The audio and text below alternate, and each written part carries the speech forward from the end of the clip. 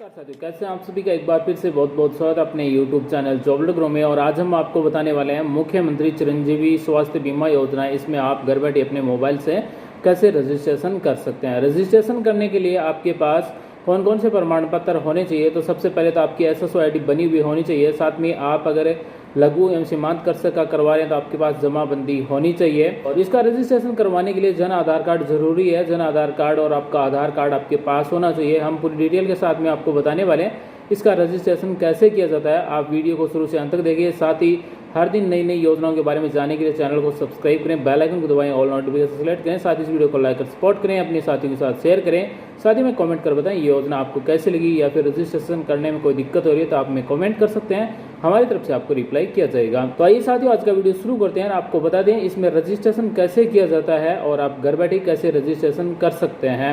मुख्यमंत्री चिरंजीवी योजना का रजिस्ट्रेशन करने के लिए सबसे पहले आपकी SSO ID बनी हुई होनी चाहिए और ये सिटीज़न ही रजिस्ट्रेशन कर सकते हैं, यानी कि आम आदमी भी इस मुख्यमंत्री स्वास्थ्य बीमा योजना के लिए अप्लाई कर सकता है। कोई ई मित्र की ज़रूरत नहीं है। हालांकि गवर्नमेंट 1 अप्रैल से 10 अप्रैल के बीच में कैंप लगवा कर भी ये रजिस्ट्रेशन है वो करवा रही है। आप कैंप में जाकर भी रजिस्ट्रेशन अपना करवा सकते हैं इस पॉलिसी में। तो यहाँ पर रजिस्ट्रेशन के लिए SSO ID में जन आधार या फिर भामाशाह या फिर फेसबुक ID या फिर गूगल अकाउंट आपका होना चाहिए, या फिर आपके पास गवर्नमेंट एम्प्लॉय ID है तो उससे भी आप रजिस्ट्रेशन कर सकते हैं। रजिस्ट्रेशन कर लीजिए, उसके बाद में आपको क्या करना है, लॉगिन करना है। SSO ID और पासवर्ड लगाते ही डैशबोर्ड इस तरह से आपके सामने ओपन हो जाएगा। यहाँ पर मिलता है ABMGRSBY, इस पर आपको क्लिक कर देना है। जैसे ही आप इस पर क्लिक करेंगे तो पोर्टल इस तरह से ओपन हो जाएगा। यहाँ पर आपको सेंड एनीवे पर क्लिक कर देना है। जैसे ही आप सेंड एनीवे पर क्लिक करेंगे तो इस तरह से आपके सामने है वो फॉर्म भरने से संबंधित प्रक्रिया शुरू हो जाएगी। यहाँ पर पहला ऑप्शन है फ्री, दूसरा है SMF और इसके जस्ट आगे है कॉन्ट्रेक्चुअल। पहला जो SMF आपको दिखाया जा रहा है ये लघु और सीमांत कृषक के लिए, यानी कि जिस किसान के पास 2 हेक्टेयर तक जमीन है वही इस ऑप्शन को सिलेक्ट करके फॉर्म भर सकते हैं।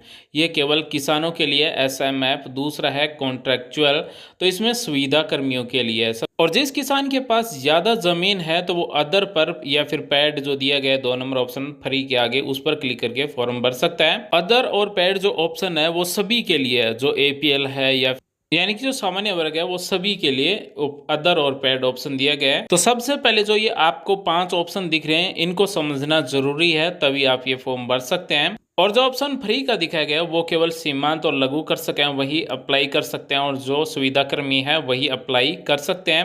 अगर आपका राशन कार्ड खाद्य सुरक्षा योजना में जुड़ा हुआ है तो आपके लिए आवश्यकता नहीं है यहाँ पर रजिस्ट्रेशन करने की। आप पहले से जुड़े हुए हैं। अगर आप आर्थिक जनगणना हुई थी 2011 में उसके पात्र लाभार्थी हैं तो भी आपको यहाँ पर रजिस्ट्रेशन की जरूरी नहीं है, यानी कि आवश्यकता नहीं है।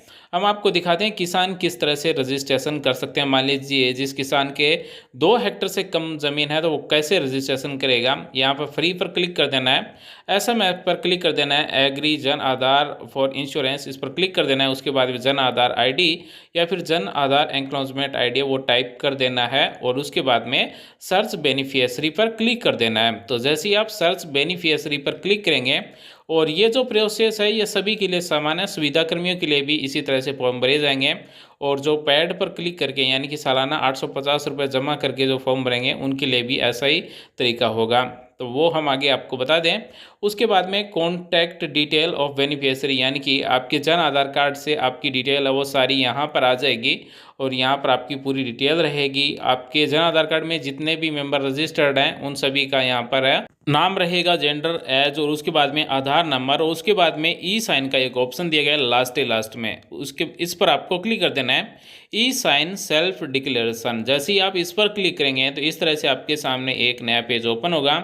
यहाँ पर दिया जाएगा मैं जो भी आपका नाम होगा उसके बाद में आपका पिता का नाम घोषणा करता हूँ या फिर करती हूँ कि मुख्यमंत्री चिरंजीवी योजना के तहत SMF श्रेणी में पात्रता रखता हूँ। मेरे द्वारा प्रस्तुत समस्त दस्तावेज एवं तथ्य पूर्णतः सत्य है। मेरा परिवार ऐसी किसी अन्य स्वास्थ्य बीमा योजना से लाभान्वित नहीं है जिसका राज्य सरकार द्वारा वहन किया जा रहा है। उपरोक्त तथ्य एवं प्रस्तुत सूचनाएं गलत होने पर मेरे विरुद्ध कार्रवाई की जा सकेगी, इसके लिए मैं उत्तरदायी रहूँगा। उसके बाद में सेल्फ डिक्लेरेशन ई साइन पर क्लिक कर देना है। जैसे ही आप इस पर क्लिक करेंगे तो यहाँ पर आपके आधार को ऑथेंटिफिकेशन किया जाएगा, यानी कि यहाँ पर अगर आपके आधार कार्ड में मोबाइल नंबर जुड़े हुए हैं तो OTP के माध्यम से कर सकते हैं। अगर आप बायोमेट्रिक लगाकर अपना फिंगर स्कैन करना चाहें तो फिंगर स्कैन भी कर सकते हैं।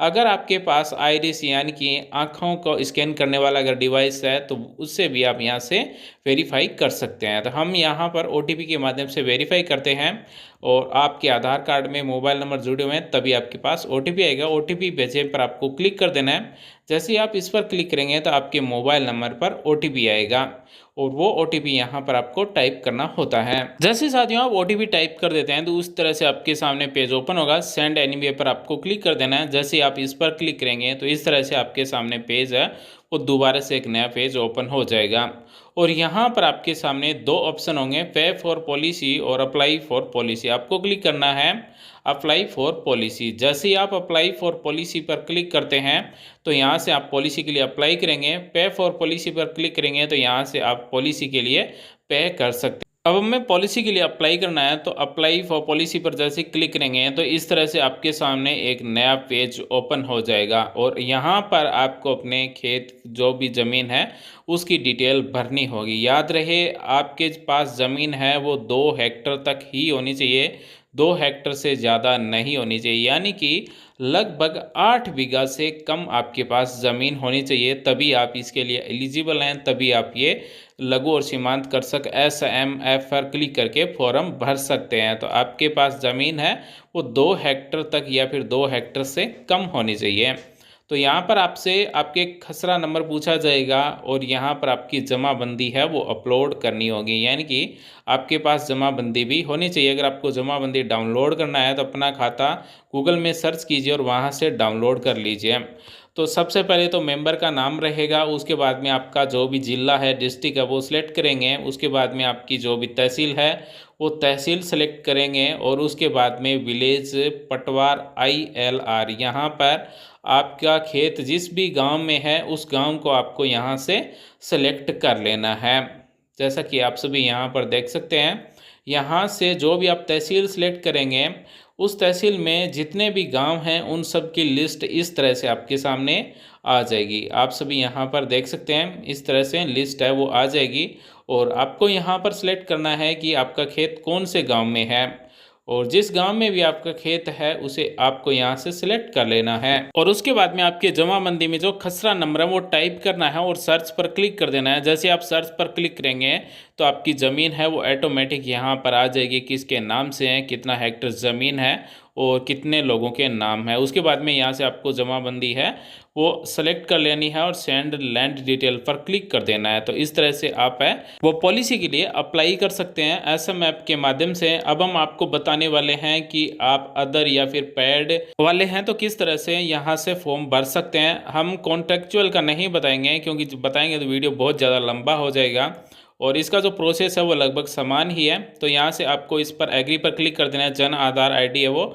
टाइप कर देना है। अब हम बात कर लेते हैं अदर में कौन आते हैं। जो खाद्य सुरक्षा योजना में नहीं जुड़े हुए हैं, जो आर्थिक गणना हुई थी 2011 में, जो पात्र लाभार्थी नहीं है, जो लघु एवं सीमांत कृषक नहीं है यानी कि 2 हेक्टर से ज़्यादा जमीन है, वो सभी ये पैड वाला ऑप्शन है वो सिलेक्ट कर लेना है। जन आधार ID आपको यहाँ पर टाइप करना है और सर्च बेनिफिशियरी पर क्लिक कर देना है। उसके बाद में आपके जन आधार कार्ड में जितने भी सदस्य हैं, जो भी डिटेल आपके जन आधार कार्ड की वो सारी यहाँ पर आ जाएगी। आप लास्ट में देखेंगे E-साइन वाले में, यहाँ पर अगर आपका E-साइन वाला ऑप्शन आ रहा है जो हमने पहले आपको बताया था OTP के माध्यम से वेरीफाई किया था, तो इसी तरह से आपको इसे वेरीफाई करना है और यहाँ पर आपके mobile number, email ID type करना है। रिमार्क में अगर आप रिमार्क कुछ देना चाहें तो दे सकते हैं, अन्यथा आप इसे ब्लैंक भी रख सकते हैं। जैसे साथियों यहाँ पर आप अपने मोबाइल नंबर और ईमेल ID टाइप कर देते हैं तो उसके बाद में आपको पे पर क्लिक कर देना है। जैसे ही आप पे पर क्लिक करेंगे तो यहाँ से आप 850 रुपये का पेमेंट कर सकेंगे और पेमेंट करने के लिए आप यहाँ से net banking, debit card, credit card के माध्यम से भी पेमेंट है वो कर सकते हैं। तो साथियों जैसे ही आप ये पे कर देते हैं तो इस तरह से आपके सामने